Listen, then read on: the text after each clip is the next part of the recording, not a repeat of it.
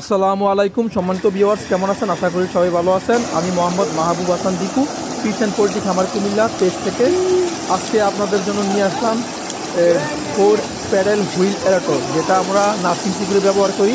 নাসিম পুকুরে রাত্র ও সকাল পর্যন্ত মাছ বেঁচে থাকে, যার কারণে মাছের মোটামুটি খুবই বেশি থাকে। আমরা নাসিম পুকুরে 1 লাখ মাছ দিয়ে নাসিম করলে শেষ পর্যন্ত দেখা যায় 30-40 হাজার মাছ পাওয়া যায় না।